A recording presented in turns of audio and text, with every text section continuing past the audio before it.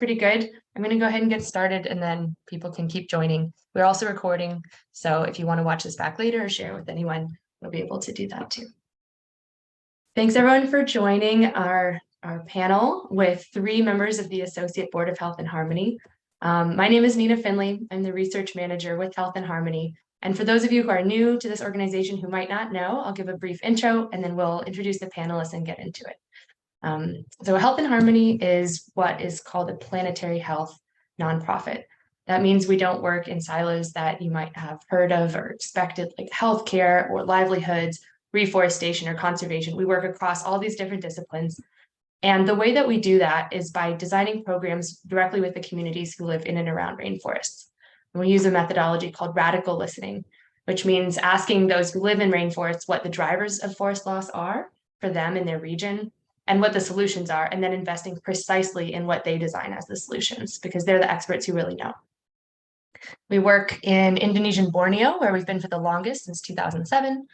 In 2019, we started working in southeastern Madagascar in a very different type of rainforest. And then in 2020, we also started working in Brazil on the bleeding edge of the Brazilian Amazon in the Xingu Basin. In all of these places, we have some programs that are having to do with healthcare access, some that are to do with livelihoods, which could range from agriculture training to livestock husbandry, agroforestry, and small business management. Things that support educational infrastructure, whether that be school buildings and teacher salaries or Wi-Fi hotspots, and reforestation and forest conservation. The thing that I find really exciting and interesting about community design solutions is that they are not based in the same sort of boundaried buckets that we might be used to.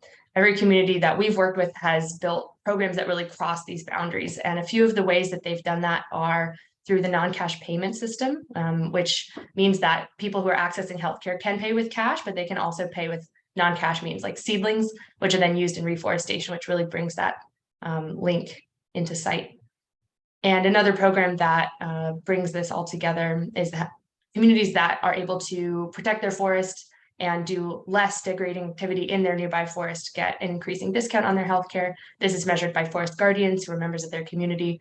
And it means that communities can really work together to protect their forest, access healthcare, and then access the health benefits of a healthy forest in the first place.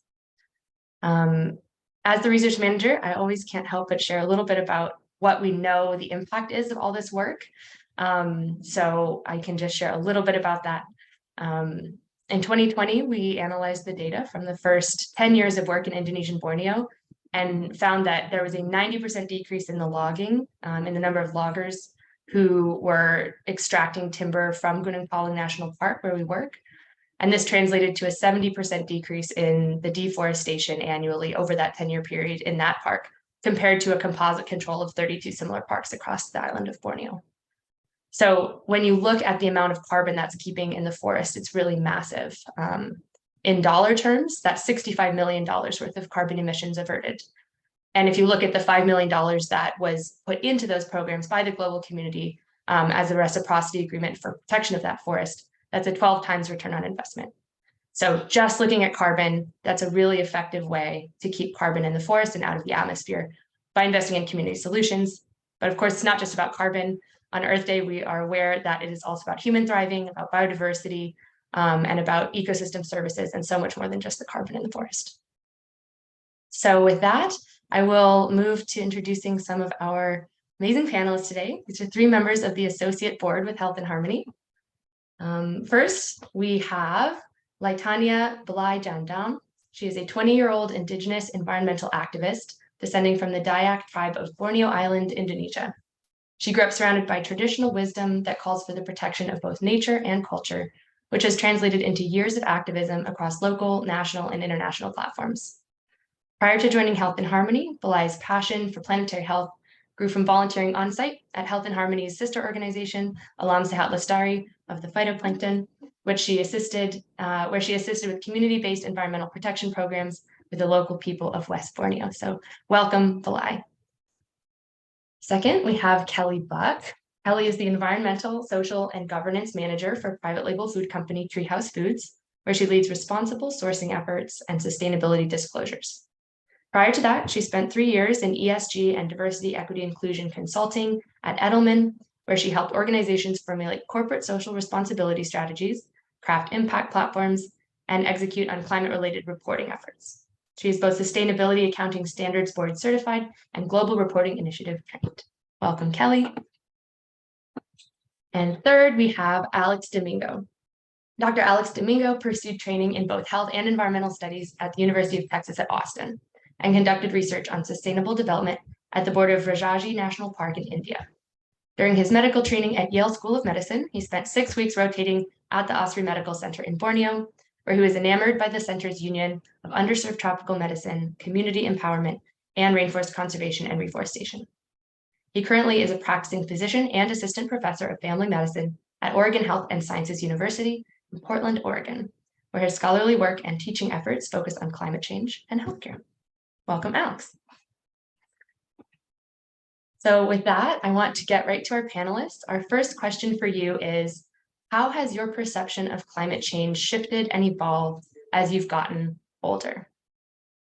And to start us off, I can hand it over to Kelley, and then when others are ready to pipe in, feel free to unmute and do so. Over to you, Kelley. Thanks, Nina. I love this question, and I've been thinking about this so much, especially over like the past couple years, like this most recent section of my career. But for me, I think there have really been 2 significant shifts in how I'm thinking about this as I've gotten older. And the first is that I think I used to think of helping the environment as like doing less harm. Right, we were taught like as kids to turn the lights off or don't waste water, make sure you're recycling as much as you can. Things that are like slight adjustments or sort of band-aids within our current operating mode and how we're going like through the world and our like existing day-to-day. And that mindset is something that I saw a lot when I was working in sustainability consulting. The conversations kind of center sometimes around how do we do a little bit better? Like, how do we improve our existing lifestyles and systems to be more efficient, for example? And I think now young professionals like me and in my generation and Gen Z in particular actually are a lot more prone to ask a slightly different question, which is what if we changed the entire way that we did this? Is there like a different way to do this that's actually symbiotic with the earth rather than just like less bad? And I think we'll see this even more and more as Gen Z enters the corporate world further. There's actually a really great clothing brand that I love called Oddly that popped up a couple of years ago. And they make all of their clothes from dead stock, so like little bits of cloth that would have gone to waste otherwise. And they've got to be a bit more flexible with their designs and their inventory because of this. But they don't really appear to be boxed in by like the old idea that each shirt needs to look exactly the same, for example. And they've actually made like the uniqueness of that a calling card of their brand. So that's something that I think about a lot, like an understanding that we have to take some things apart, like change how we think an industry could be and get creative and build new things. We can't just kind of rely on efficiency. And then the other thing that has really changed for me in the past like 5 years is really how inseparable the world's environmental issues are from our social issues. So, I mean, health and harmony, that's like part of the operating model, right? Not only do we really need a diverse set of voices in each room to make climate decisions because that will produce the most well-rounded and effective solutions, but we also need to recognize how environmental changes are impacting our societies. And yeah, health and harmony is a perfect example of this intersection, that human health and planetary health are linked side by side. And efforts to make change should really address these issues in tandem.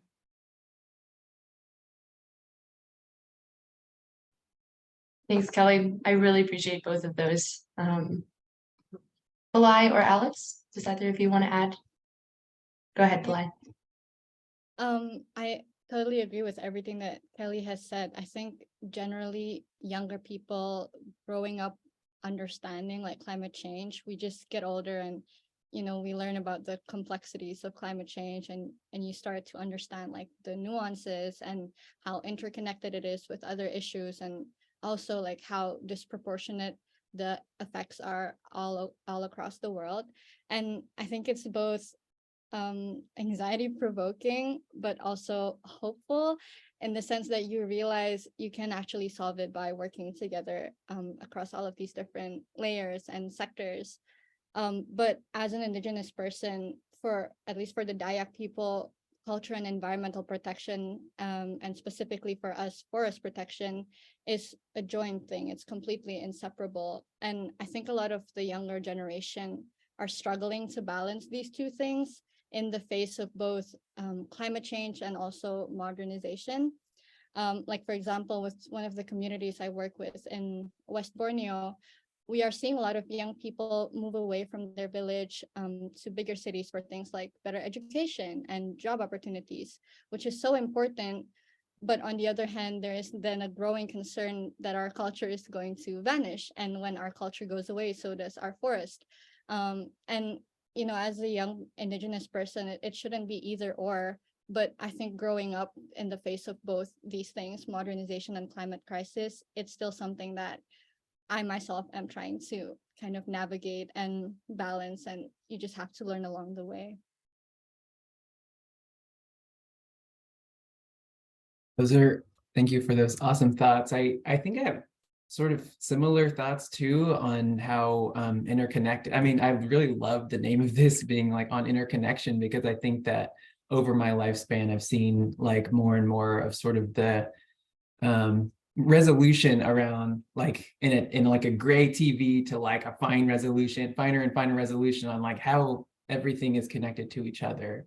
And even in like work that I do, I'm like a diversity navigator for the School of Medicine. So I'm like working on like anti-racism work and like looking at the history of racism and how that was, invented to justify colonization and like reaping of resources and accumulation of wealth, and looking at like what does white supremacy culture look like? What does human supremacy culture look like, where we're like supreme over the planet? And the characteristics overlap so much. And like that is one like interconnection that I feel like is at sort of the root of how we show up. Like when we show up with fear, like when fear, we're either or thinking, we're making hierarchies, we're feeling too urgent, we're not thinking about our impacts on the planet, impacts on each other, how we interact with each other.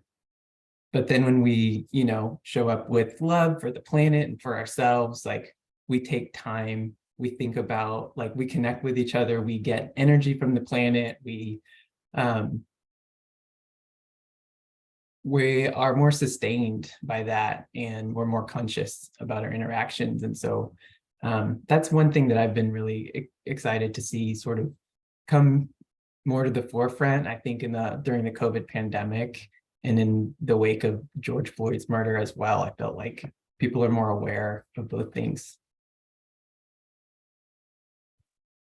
Thank you, Alex, and everyone for those. Yeah, I think I really appreciate the complexity in those answers, and how much, like, I really resonate with those as a young person too, how much my understanding of climate change has evolved from an inconvenient truth, watching that in middle school, to, for me, to what you guys are all speaking of now, and how complex and important that is. And make me reflect on, for those of us educated in a Western system like myself, we're starting in middle school, every subject is in a separate room with a separate teacher and a wall between it, right? Your social science and your chemistry and your biology and everything. And that's just amplified as we get to majors in university and then sectors in the professional world that keep these issues separate. But everything that you are speaking to is interdependence, and how much these things are intertwined, and we need to actually accept and welcome that complexity. Like you said, Belai, it's actually a source of hope, that they're all interconnected too. I'm going to move on to another question, but after this, we'll have time for an audience Q&A. So for the audience members, feel free to put questions in that Q&A box, and we'll get to those after. So my next question for you all is, what made you choose this field? Did you always see the connection between healthcare, forests, and climate, or what was it that drew you to this connection? And we can start with Belai, if you're ready. Yeah, so I'm now doing a degree in medical sciences, and for me coming into this, like the health field, I have always seen health as an enabler really, and a good foundation as well. Like I really think that good health allows you to live a good life, and I agree with the definition that health here isn't just about the absence of sickness and disease itself, but it's about that interconnected, like physical, mental, social, spiritual, and environmental well-being as a whole. And in the Dayak community, and I'm sure with other indigenous groups as well, our culture looks at that specific interconnection, and we look at how a healthy environment is the foundation for good human health. So I've always understood that connection to the climate narrative. But I think something that I struggled with is that while we do experience these interconnections, we don't necessarily have a language for it. So when I had the opportunity to work with like international organizations and now being able to do a degree abroad, it was really important that I came across organizations like Health and Harmony and ASRI, because it translates our values and cultural understandings into the current modern context. And things like planetary health is now operationalizable, and people like me have a formal education and career opportunity in the field. So hopefully these, like the field that we operate on, continues to grow and evolve as we better understand the interconnections between health and climate and education, climate and social, and things like that. Because I think language is a really big part about making sure that we're able to work collaboratively between across all sectors. So yeah. Belai, you just unlocked a little something in my brain that kind of ties to what we were just talking about. But when I was going through middle school, I remember learning about the concept of Gaia, and when we were taught that, it was not taught as a concept that is scientifically backed at all. It was like a theoretical concept. And I agree. I think like planetary health as a practice and as an area of study has really like just that linguistic change has given a lot more power to that field of study. Interesting. But I can jump in and respond to that initial question. I initially fell into ESG through my love of storytelling, actually. I worked at a nonprofit communications firm about 5 or 6 years ago, and actually worked with Health and Harmony, which is how I got introduced to the organization. But through working with them and companies like Health and Harmony, I realized that really the most important story that I should be telling is the one about saving the planet. So I did that for a little bit, and then I went onto more of the strategy side of things. And then when I made the decision to go in-house at my current company, I really wanted to get my hands a little bit dirty in the work of responsible sourcing, of changing like those kind of baseline systems that I spoke to earlier, like changing internal systems for the better. I think corporations have a lot of power. They have a lot of money. A lot of the long established ones have impact in a lot of far-reaching and sometimes surprising areas and ways. And right now it feels like an important time to have people inside these older companies that saying, let's look at this a different way. Let's not settle for that or thinking, Alex, that you were speaking to earlier. Let's look at both and, like, how do we all move forward in the right direction where it's like positive impact for all stakeholders.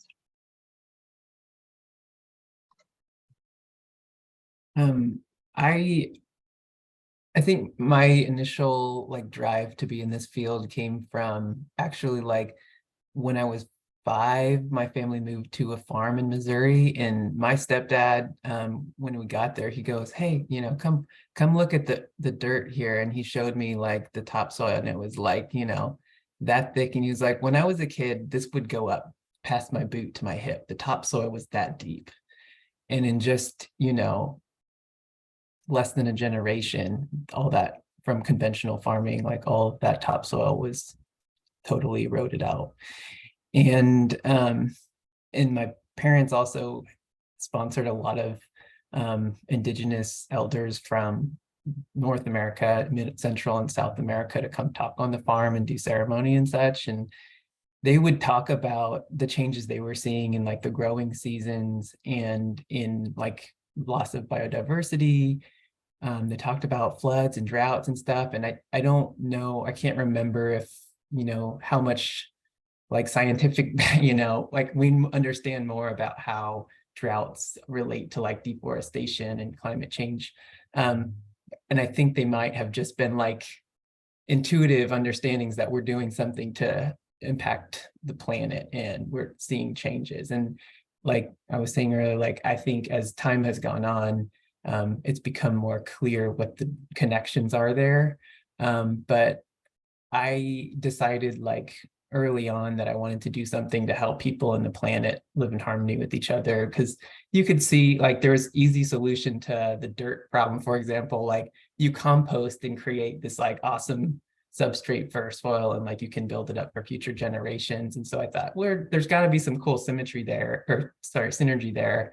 And for whatever reason, I thought that going into medicine would be a good way to you know, have some pull or do something with regarding health and environment. And growing up, it was not really clear. Like when I went to college, there wasn't planetary health yet. There was like sustainable development, which is why I went into that. And there was some like clinics set up as part of sustainable development. Everything's very siloed. And then, you know, in the last few years, planetary health has really emerged as like Belai was saying, like a language and a concept that we can use to really understand these intricate interconnections. And it's become like, there's like no better time to be a doctor in, you know, now in our time, because there's so many impacts on our health that we're realizing that are, you know, coming from what we're doing to the planet. And so teaching other doctors, you know, teaching medical students, talking in public, doing stuff as a physician is, you know, it's a fortuitous time to be in this field, you know, but we all have in our fields, there's so many connections that, you know, any field we can make change that's positive for the planet and our health.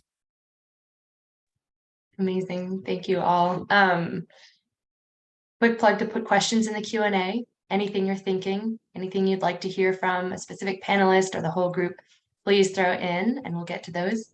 But just to pull out what I'm hearing from the three of you, I think what really strikes me is that all of you are describing a synergy and overlap and kind of like breaking barriers that wasn't necessarily laid out. Like I think all three of you said the word confused at one point for like how you felt about this growing up, or when you're thinking of what you wanted to do. And like I also felt very confused about like what I should do with a major or a job when there isn't language, like you said, Belai, for planetary health always. And I guess the lesson I'm taking from this is don't necessarily mold yourself to what structures are out there. You know, bring these things together in you as a person, right? As a person, you can have multiple interests, passions, you can see connections and get them in yourself. And then you all, you know, the like young people now are building structures to fit the complexities of the real world and that you have as individuals. And that's how the structures are going to improve. But it starts with people being brave enough to say, I'm going to do both, or all three, or all four of these things that are supposedly separate. So I really appreciate that. Okay, we are going to some of the questions here. We have about 10-15 minutes, so we can get to as many as we get to. So one audience member asks, what are the panelists' visions for the future? How do you define hope? How do you hope to get there and support bright futures, and any calls to action? So visions for the future, how you plan to get there, and calls to action to get there. I'll open it to whoever wants to speak first. I'll go first this time. Well, I'm really optimistic about the future in some ways. Like from a health perspective, when we cut off our dependence on fossil fuels, we're going to see so much improvements in our health overall. Like when we burn fossil fuels, it pollutes the air and causes lung disease, atherosclerosis, increase our risk for heart attacks and strokes. And these toxic facilities are placed where BIPOC people live, in climate change is like a threat multiplier because of like environmental racism and all these things. And so I just think I feel very positive about like going to non-fossil fuel burning technologies. And I guess the way to get there, I mean, I guess I'm focusing on my lane and sphere of influence. First off, like healthcare contributes to like 8 to 10% of the carbon emissions of our country, or of the US at least, and a significant impact worldwide as well. And so sort of being in that lane, working to, have hospitals, academic centers, healthcare centers, like get on board with goals to, reduce carbon footprint or get to net zero by a certain date, 2030, 24, whatever the date is, set a goal, and then start looking at all the different ways that we can get there, whether it's alternative sourcing of our energy, green prescriptions, the ways that we dispose of waste in the medical system. Like there's so much work to do. But all we can do is the next right thing, right? And work with each other and collaborate and synergize with each other to do the work.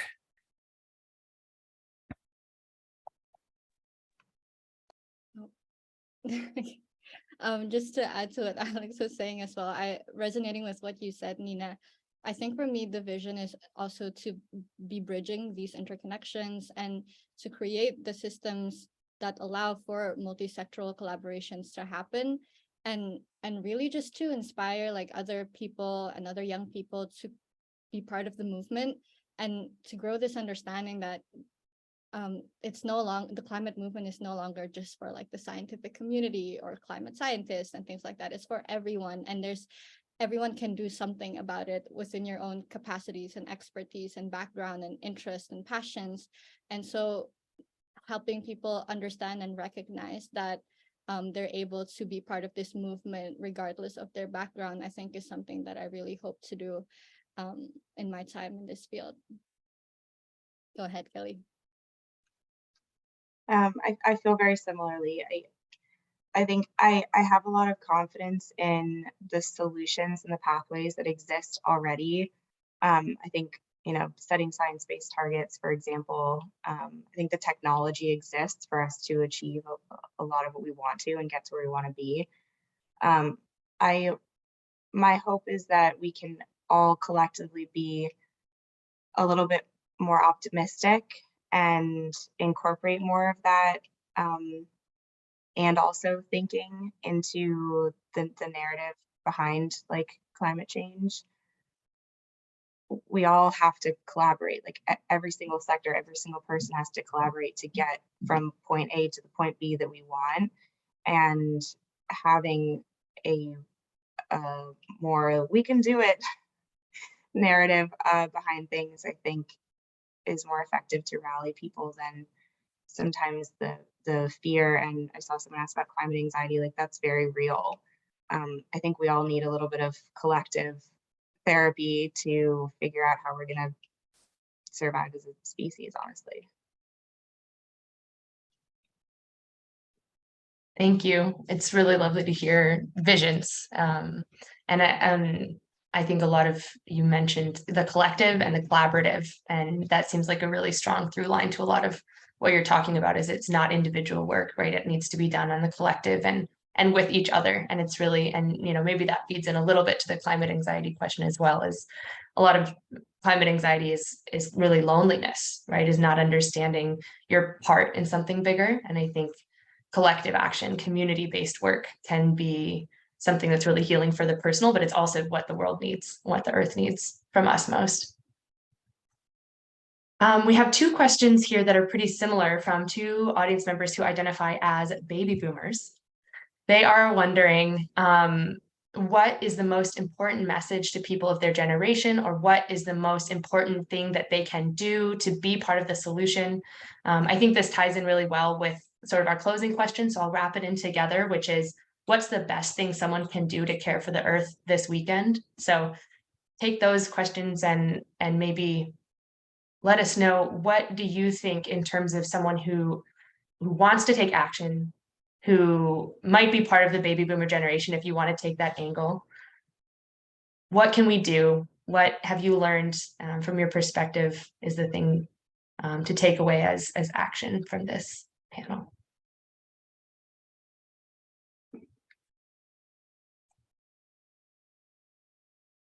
I can go ahead. I think I don't know, there's like separate views about the whole generational thing, but for me, like the most important thing is really intergenerational cooperation. Like there is an importance to kind of, what is it called? Like create a distinction, but at the same time, it's also important to just simply work together, whatever that looks like between generations.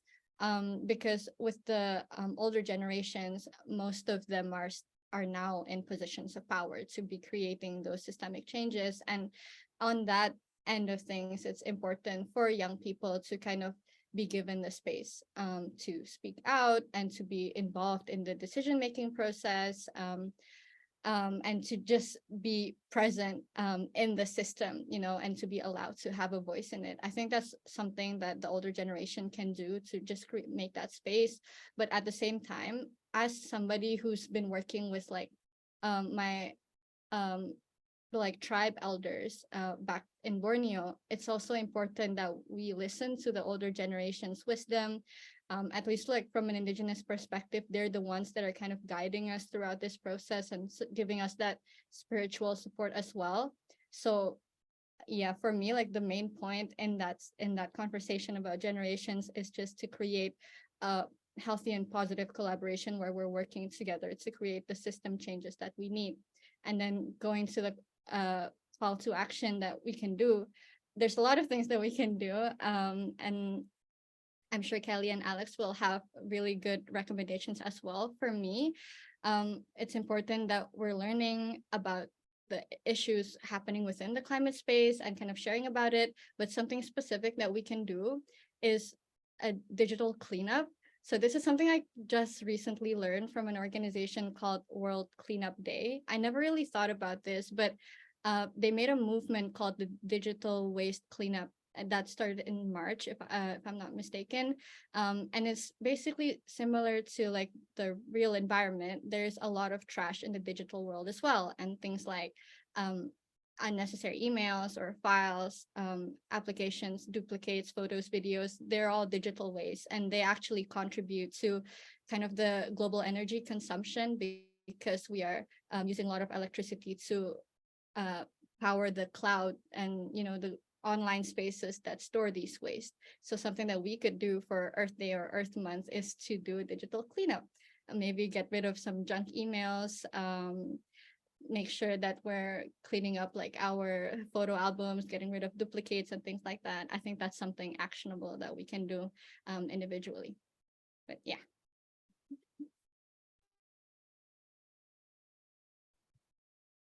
Thanks, Belai. Kelley or Alex, do you want to go next?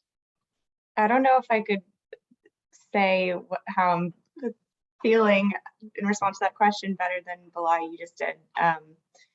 But yeah, essentially, I 100% agree with you. I think that's the biggest thing that needs to happen, like more listening on all ends, essentially.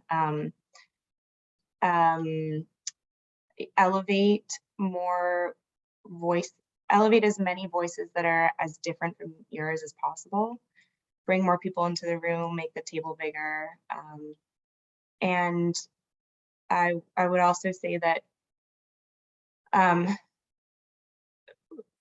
don't think anybody knows everything about everything that we should be doing or can be doing or we are currently doing. So like this is figuring out how we're going to solve climate change is a continuous learning process for everybody. So I think having that mindset of like always trying to learn more about feasibility, pathways to success, learning more about planetary health if it's a relatively new field for you, is just a good mindset to have and a good way to enter conversations intergenerationally from both ends, because the younger gen also doesn't have the experience, like I was saying, that the older generation doesn't have that wider perspective on how certain things work in the world that the older generation does. So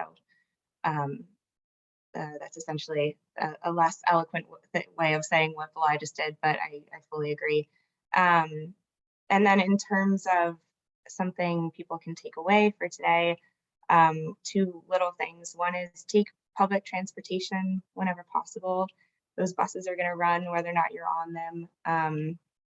Transportation obviously emits a huge amount of our emissions annually. And then I will also say, like, vote with your wallet, buy local, look for labels that align with your priorities, fair trade, organic, etc. Thinking of food because that's the industry that I'm in, but do a little bit of research and where you put your money matters.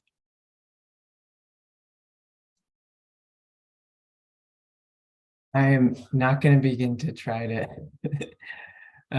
like repeat in an eloquent way what Belai and Kelley have said about listening to each other and collaborating.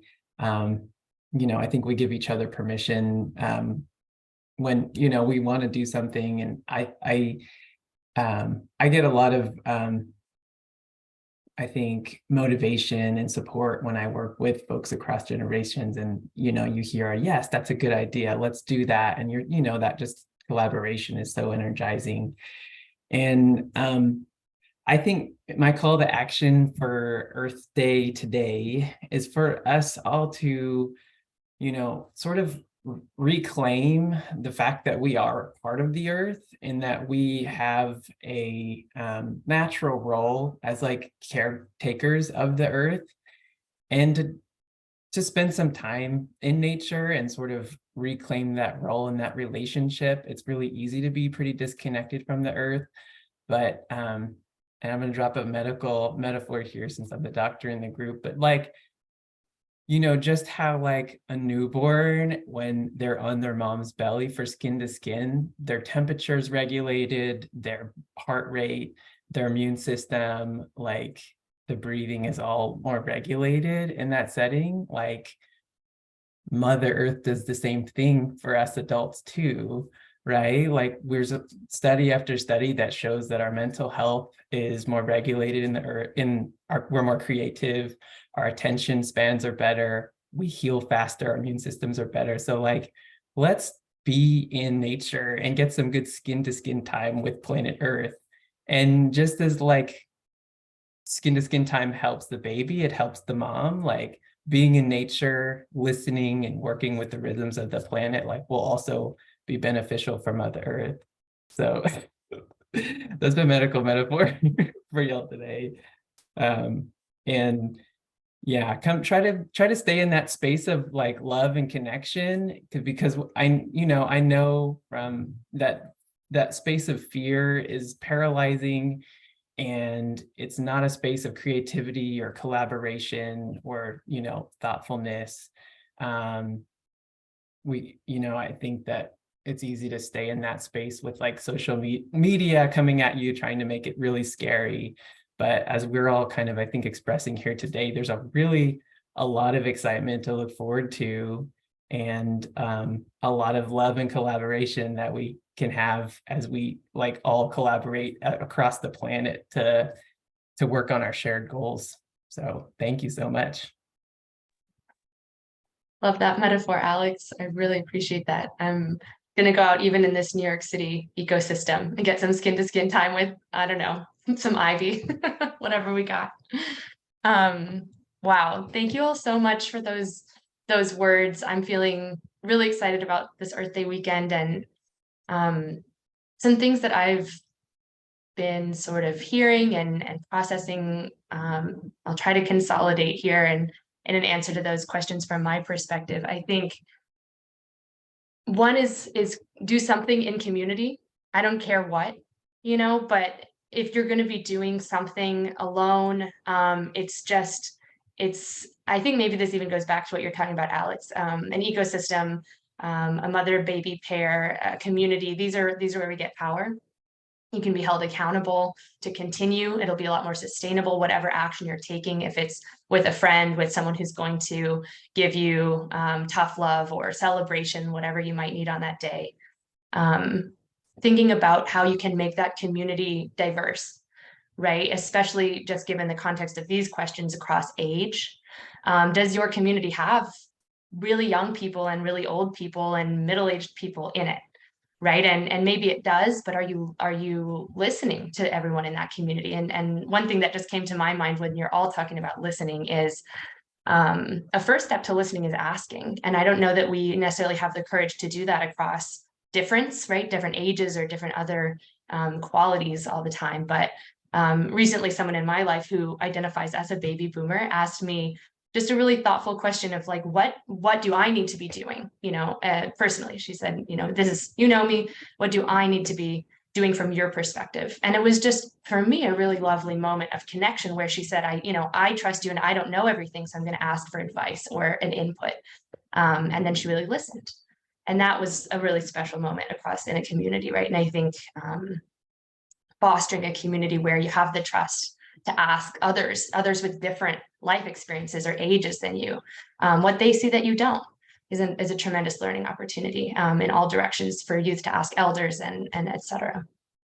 And then the last thing I'll leave us with is if you're ever stuck on what to do, my friend Havana McKelvin, anti-racism educator, taught me this. She said, do whatever you're going to do with courage and creativity.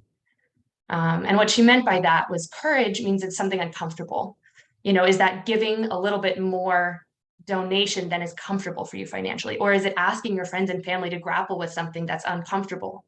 Or it might be personal, right? It might be that someone in your community has asked you to think outside the box or has called you out on something that makes you feel defensive. And instead of putting up defenses, you move through that and say thank you and try to really listen.